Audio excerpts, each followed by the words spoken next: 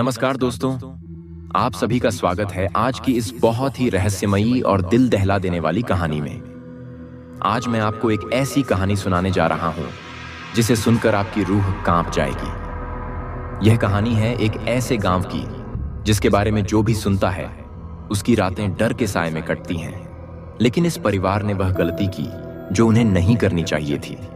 तो चलिए दोस्तों, बिना किसी देरी के इस रहस्यमयी कहानी की शुरुआत करते हैं। लेकिन उससे पहले अगर आपको यह कहानी पसंद आए तो वीडियो को लाइक जरूर करें, चैनल को सब्सक्राइब करें और कमेंट करें। मैं इस रहस्य को सुलझाऊंगा। कहानी शुरू होती है रमेश और उसकी फैमिली से, जो शहर से इस छोटे से गांव में रहने के लिए आई थी। यह गांव था कालरात्रि, जिसका नाम सुनते ही लोग सिहर उठते थे। चारों तरफ पेड़ पौधों से घिरा यह गांव दिन में तो बहुत ही खूबसूरत लगता था, लेकिन रात होते ही यहाँ का वातावरण पूरी तरह से बदल जाता था। रमेश ने गांव के किसी भी डरावने इतिहास पर ध्यान नहीं दिया और अपने परिवार के साथ उस गांव के सबसे पुराने घर में आकर रहने लगा।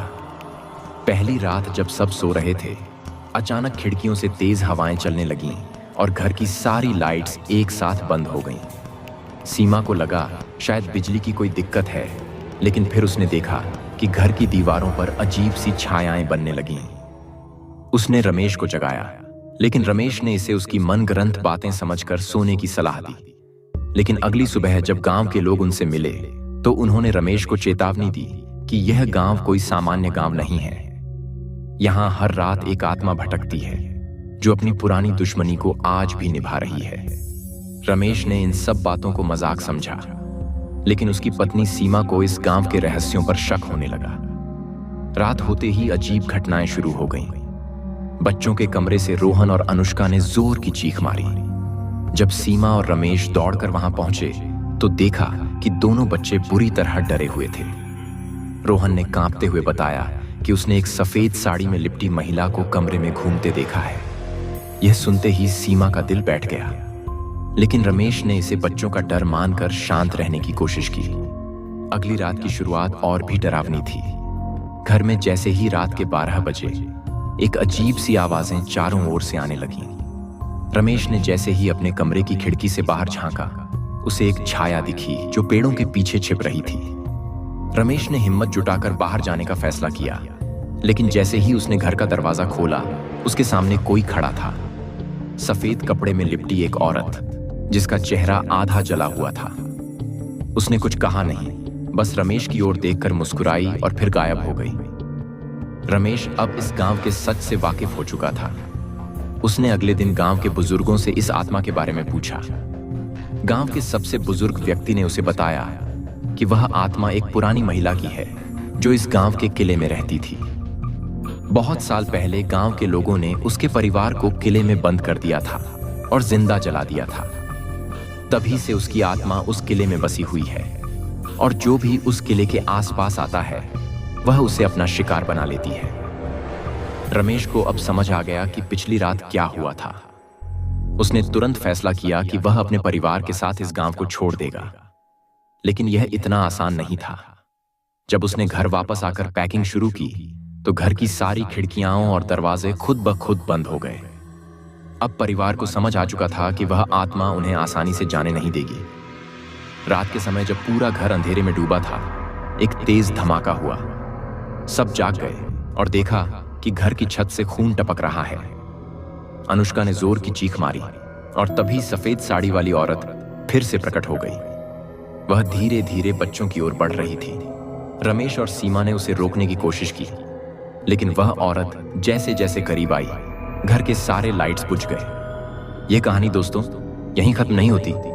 उस रात क्या हुआ? क्या रमेश और उसका परिवार उस आत्मा से बच पाएगा? यह जानने के लिए बने रहें। और अगर आप भी इस रहस्य को सुलझाना चाहते हैं तो वीडियो को लाइक करें और चैनल को सब्सक्राइब करें। दोस्तों, पिछली रात जो हुआ वो रमेश और उसके परिवार के लिए किसी बुरे सपने से कम नहीं था। जैसे ही वह सफेद साड़ी में लिपटी महिला उनके सामने आई, पूरा परिवार थर थर कांप उठा। रोहन और अनुष्का ने खुद को बिस्तर के नीचे छिपा लिया, जबकि सीमा और रमेश ने दरवाजे की तरफ भागने की कोशिश की, लेकिन दरवाजा जाम हो चुका था। ऐसा लग रहा था जैसे किसी अदृश्य ताकत ने पूरे घर को जकड़ लिया हो। रमेश को अब यह एहसास हो गया था कि यह आत्मा उन्हें छोड़ने वाली नहीं है। उसने तुरंत गांव के बुजुर्ग व्यक्ति को फोन किया और उससे मदद की गुहार लगाई। गांव के बुजुर्ग ने रमेश से कहा कि यह आत्मा बहुत ताकतवर है और इसे काबू में करना मुश्किल है, लेकिन एक तरीका है जिससे वे इस आत्मा से बच सकते हैं। उन्होंने रमेश से कहा कि उन्हें तुरंत उस किले में जाकर उस पुरानी किताब को वहीं वापस रखना होगा जिसे रमेश ने कुछ दिन पहले किले से उठाया था। रमेश ने यह सुना और बिना देर किए किताब को लेकर किले की तरफ भागा। बाहर घना अंधेरा और कोहरा छाया हुआ था। हवा इतनी तेज चल रही थी कि मानो पूरी प्रकृति उन्हें रोकने पर तुली हो। जैसे ही रमेश किले के पास पहुंचा, उसे अजीब सी आवाजें सुनाई देने लगीं। ऐसा लग रहा था जैसे कोई उसके पीछे पीछे चल रहा हो। रमेश ने तेजी से किले के अंदर प्रवेश किया और उस जगह पर पहुंचने की कोशिश की जहां से उसने वह किताब उठाई थी। लेकिन किले के अंदर कदम रखते ही रमेश के सामने वह सफेद साड़ी वाली औरत फिर से प्रकट हो गई। इस बार वह और भी ज्यादा डरावनी लग रही थी। उसका चेहरा पूरा जल चुका था और उसकी आंखें लाल आग जैसी चमक रही थीं। उसने रमेश की ओर हाथ बढ़ाया, मानो उसे वहीं रोकने की कोशिश कर रही हो। रमेश को लगा कि अब उसका अंत निश्चित है, लेकिन तभी गांव के बुजुर्ग ने उसे फोन पर एक मंत्र बताया, जिसे सुनते ही रमेश ने जोर से दोहराना शुरू किया। जैसे ही उसने वह मंत्र बोला, औरत की चीख सुनाई दी और वह धीरे धीरे गायब होने लगी। रमेश ने तेजी से उस किताब को किले में वापस रखा और किले से बाहर की ओर भागा। बाहर निकलते ही उसे लगा कि जैसे कोई बहुत भारी बोझ उसके ऊपर से उतर गया हो।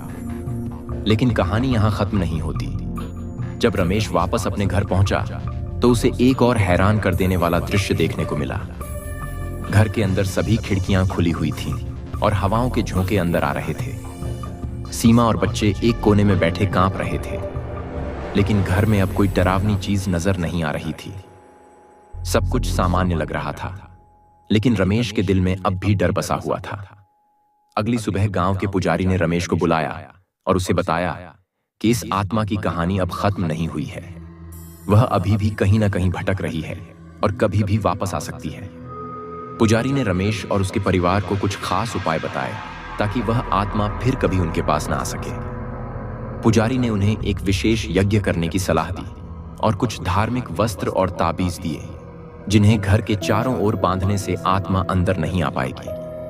रमेश ने बिना देर किए पुजारी के बताए सभी उपाय किए और अपने परिवार की सुरक्षा के लिए सब कुछ किया। रात को सब कुछ शांत था। ऐसा लग रहा था कि अब वह आत्मा उनके जीवन से हमेशा के लिए चली गई है। लेकिन कहानी यहीं खत्म नहीं होती दोस्तों। अगली सुबह जब परिवार उठकर बाहर गया तो उन्हें घर के दरवाजे पर कुछ अजीबोगरीब निशान दिखाई दिए। यह निशान वैसे ही थे जैसे रमेश ने उस किले के अंदर देखे थे। इसका मतलब यह था कि वह आत्मा अभी भी उन्हें देख रही है और शायद वह वापस आ रही है। क्या आत्मा फिर से उनके जीवन में लौटेगी? क्या यह परिवार कभी चैन की नींद सो पाएगा? यह तो आने वाला समय ही बताएगा। अगर आपको यह कहानी रोमांचक लगी तो वीडियो को लाइक करें, चैनल को सब्सक्राइब करें और कमेंट करें। मैं इस रहस्य का अंत देखना चाहता हूं।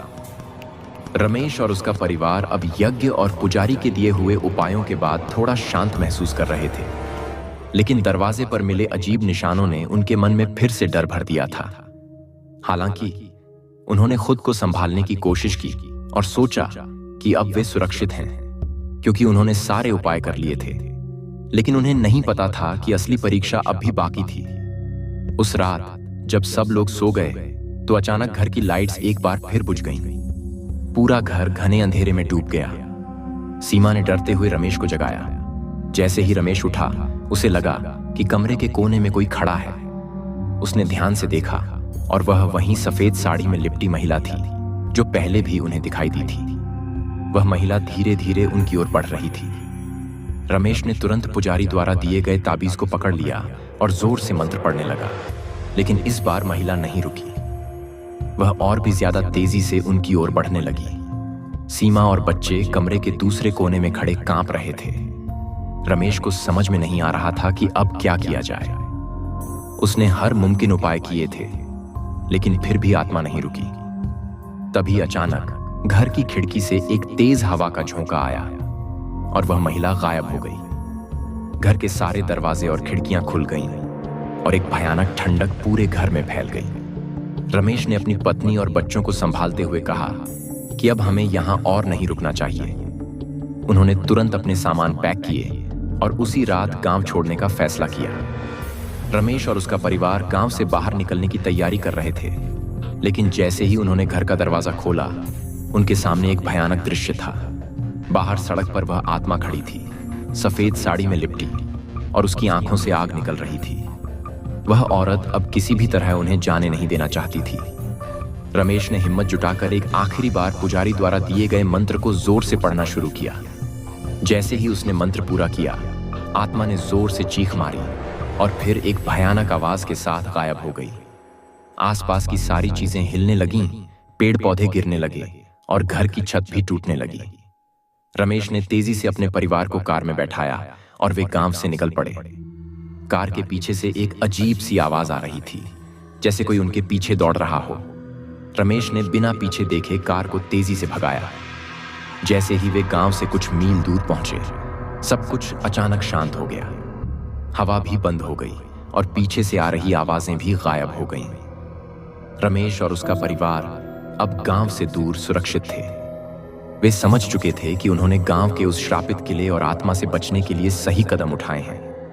अगले दिन जब उन्होंने शहर में पुजारी से मुलाकात की, तो पुजारी ने उन्हें बताया कि आत्मा का प्रभाव उस किले और गांव तक ही सीमित था। वे अब सुरक्षित थे, लेकिन उन्हें इस घटना से एक सीख मिल चुकी थी। कुछ पुरानी चीजों को छेड़ना नहीं चाहिए, क्योंकि उनके पीछे का सच बहुत खतरनाक हो सकता है। रमेश और उसका परिवार अब सुरक्षित था, लेकिन उस गांव की कहानी आज भी रहस्यमयी है। कई लोग अब भी उस किले के पास नहीं जाते, और जो जाते हैं वे कभी लौट कर नहीं आते। उस किले की आत्मा आज भी वहां भटक रही है, अपने अगले शिकार की तलाश में। दोस्तों, अगर आपको यह कहानी रोमांचक लगी हो तो वीडियो को लाइक करें, चैनल को सब्सक्राइब करें और कमेंट में लिखें, मैं इस रहस्य को समझ चुका हूं। क्योंकि इस गांव की कहानी यहीं खत्म होती है, लेकिन इसका डर अब भी लोगों के दिलों में जिंदा है।